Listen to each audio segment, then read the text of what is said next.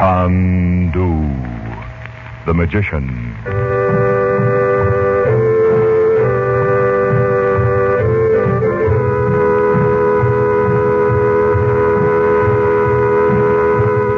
Good evening, ladies and gentlemen. We present for your enjoyment Chandu the Magician. And before our drama begins, we would like to suggest that probably you will like White King better than any other soap you have ever used. If you have a washing machine, listen. Get some White King from your grocer.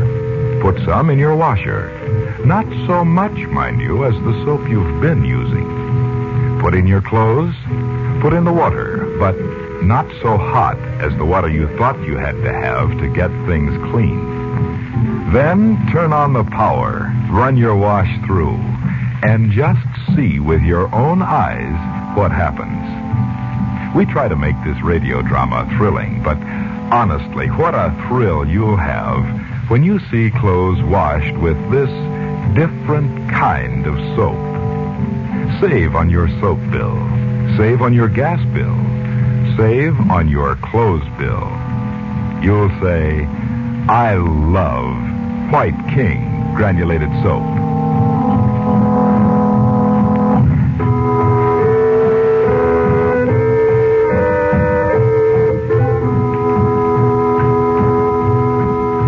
While Frank Chandler calls at the home of Princess Naji, Dorothy, Betty, and Bob, here in a bazaar in Cairo, an Egyptian storyteller relate a colorful story of Persia. A moment later, with Dorothy and Bob only a short distance away, the storyteller whispers to Betty that he will find a way to see her again. Dorothy returns just in time to see him before he disappears in the crowd.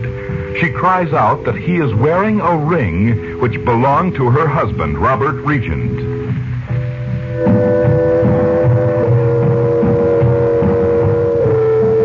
Now, an hour later, the three of them are waiting for Chandler's return to their suite in Shepherd's Hotel. Chandu the Magician. Are you sure about the ring, Mother? Oh, yes, of course I am. I had it made for your father myself. You had it made? Yes. He always liked seal rings, so I had one made for him with a real seal, like the ones men used to sign their letters in the Middle Ages. With a coat of arms or something? Well, it was like that, except that the seal was made of just his initials, RMR, in odd, irregular letters I found in an old manuscript. He must have loved it. Oh, he did. He always wore it. Where could that storyteller have got it? Hey, here's Uncle Frank. Oh, Uncle Frank, the most mysterious thing just happened in the bazaar. Somebody sold you a genuine scarab for a dime. Oh, no. This is something real. Altogether too real. Dorothy, you've been crying. What's the matter? Oh, a storyteller in the bazaar. He sat down on the ground and told a story. It was about a man named Antar. That's one of their stock stories. Antar was a legendary hero 1,000 years ago. Well, not this one. The war was in it. This last war? It did sound like it, Uncle Frank. Well, anyway, then he sang a song. A chintzy thing about gardens and jasmine and stuff. So I thought... Oh, never mind that, dear. Frank, he had on that ring of Robert's. Robert's? And as soon as he heard me say I recognize it, he just seemed to evaporate. Well, did he seem to be telling the story to you, or did you just happen along? No, we were there when he began, but I don't know. Yes, you do, Mother. He began the story when he was out in the middle of the street. Don't you remember, Mom? You said he's looking over at us. So he did make sure it was you. Did any of you speak to him? Well, No, of course not. Except that I did call after him. Frank, can't we do something? Well, the only thing to do is wait for him to show up again. Oh, no. We don't even know his name, Dot. He may not even live in Cairo. There are any number of these wandering storytellers about. Oh, but it seems so inhuman just to sit here if Robert needs us. I know it does, dear, but remember, he deliberately started to tell you a story. He threw in a mention of the war in the old story of Antar. So I think he was trying to tell you something. You alone, without the others in his audience understanding it. I wonder if he was. And you said he sang, too. Oh, yes. That's unusual. Oh, is it Uncle Frank? Well, we wouldn't know that, though. No, but if he thought anyone else suspected what he was doing, he might put them off with a song. These people are always fascinated by their traditional songs. You mean that song was just an old tune, thousands of years old? Probably. Why? You don't think he just made it up on the spot for you, I hope. No, only... Dot, if this man tried to give you a message and couldn't, he'll find a way to reach you again. Oh, yes, I see now, Frank. You're right. You must be. And now, listen to my news. Oh, we forgot all about the princess. Did you find her palace? Did you see her? What's she like? Just a minute, Betty. Of course I found it. I've been there before, you know. When you saved her life? Shortly afterwards. 10 or 12 years ago. Before you went to India? Yes. Well, tell us about the palace first. Well, it isn't a palace, Betty. It's a large house in a big walled garden that runs right down to the Nile. Oh, lush and oriental. Oh, tell us all about it. Oh, darling, how can he? Give him a chance to talk. Oh, I'm sorry. I won't say another word. Well, the place is at the end of a narrow street, hardly more than a lane. One of the oldest in the city. If she's a princess, why doesn't she live in the king's palace, Uncle Frank? Well, she doesn't belong to the family of the present reigning house, Betty. Who is she, then? Well, she's the last of a very, very old line, I understand. There's always been a bit of mystery about it. Don't you even know? There are lots of things I don't know, honey. And Nadia went to school in Europe for a time, I know that. But as I told you, she has the reputation of being a sorceress. Go on, Uncle Frank, go on. Well, there's a great iron gate in a high wall. I rang the bell, and a huge Arab servant let me in. Did he know who you were? He seemed to. He took me through the courtyard, and he left me in a great oriental drawing room. Well, I must have waited an hour before he came back. Then, to my astonishment, he said she wasn't there. Why keep you waiting all that time? I can't imagine. Well, where is the princess? Didn't he say? No? I asked as many questions as I could without seeming discourteous. I learned exactly nothing. But if she expected I'll you... bet that old Roxor's got her. Do you think so, Uncle Frank? Well, I think she may have gone away somewhere to get out of his reach. You do? Oh, don't you remember what she said to him that night? Oh, the night we saw her in the crystal talking to Roxor? Yes. Why, it was that conversation that sent us over here. She certainly didn't seem afraid of him. I'll say she didn't. She said everybody else could fall over on their faces if he said the word, but not her. Yes, she did. Not in just those words, but... I'll never forget it. He said, if you will not bend, you shall break, just like everybody else had.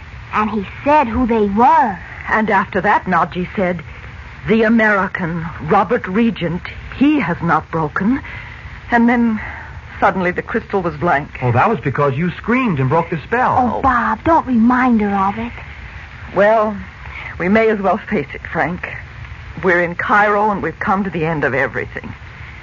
If we can't find the princess, there's no possible way to find Robert. Oh, the whole thing was a fantastic dream. Not at all. We've come to the end of one road, that's all, Dot. And don't forget this. On our side is all the power of good in the universe. This isn't the end. Far from it. Then what will we do? We'll wait. We'll hear from the princess. I know it. Oh, Frank. Oh, come, Dot. A little Oriental philosophy will do you no harm. What is time, anyway? See? I was right. We're going to hear from Naji. Oh, you're spooky, Uncle Frank. Oh, thank you. You see? A letter for me. Is it from the princess? Of course. Here, I'll read it to you. I greet you, Chandu, and those you love who are with you. Oh, well, then she knew we'd come to Egypt, too. Does she say anything about Robert? She says, for a time I must not be seen in Cairo. I know it is best. The time will come when you and I will remove Roxor as the poisonous insect he is. Meanwhile, will you and your family be my guests? They will be safe in my house. Soon I shall return, or you will hear from me. I need not counsel you to be patient, for yours is the wisdom of the East. I salute you, Chandu. Naji. Are we going to go there and live in her house? What do you think, Frank? We're going without losing a minute. I want to see you all safely behind those high walls before dark.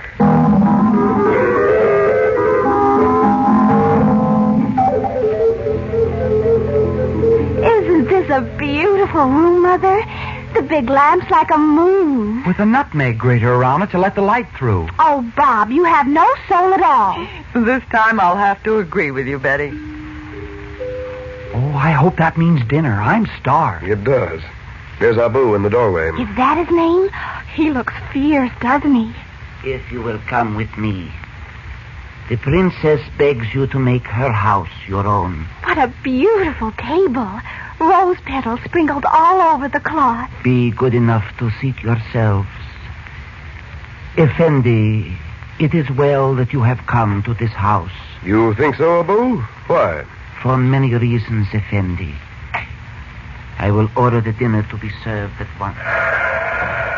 Hey, Uncle Frank, do you hear? Abu, let dinner wait. What is that, Frank? I have heard, oh great one. What made him bow like that all of a sudden? Listen. It must be... Yes, it is. The blue flame. A ball of blue fire. Floating right down in front of you, Uncle Frank. Out of nowhere. I've often heard of it, but this is the first time I've seen it. There's a picture in it. Water and palm trees. It's a river.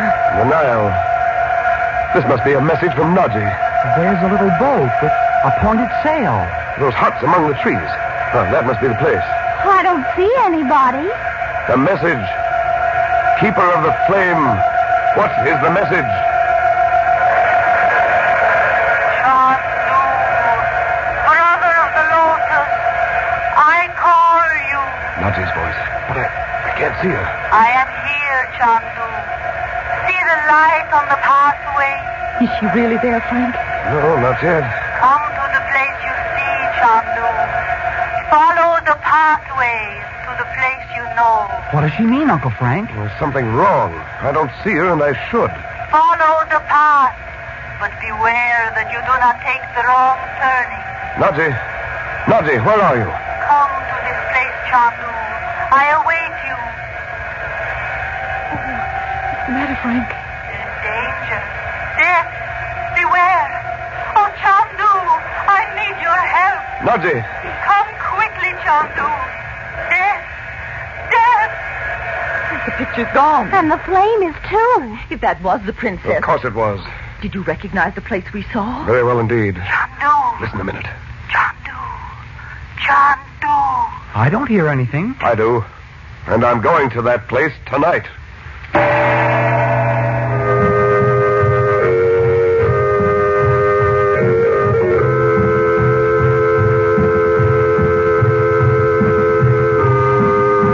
Our drama has come to a close until tomorrow night. But there's drama and maybe magic in millions of homes where White King soap is used. Once upon a time, people thought they should buy 2 or 3 kinds of soap. One for washing machine and dishpan, maybe 1 or 2 for dainty things like lingerie and stockings.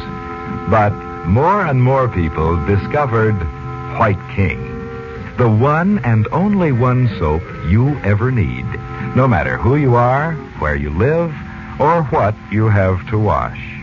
Your husband may be an engineer, or he may work in a bank. You may have sheets and pillowcases no end to wash, or you may live in a hotel with no laundering problem other than your nylons. Now listen to these wonderful words. White King gets out the stubbornest dirt. White King protects, as with a caress, the daintiest fabrics. Know what you'll say, do you? You'll say this: I love White King.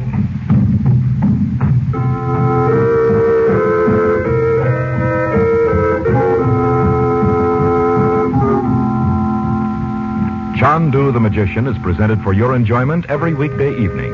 Your announcer is Howard Culver. The makers of White King invite you to listen tomorrow at this time when the story resumes. Chandu the Magician. This is the Mutual Don Lee Broadcasting System.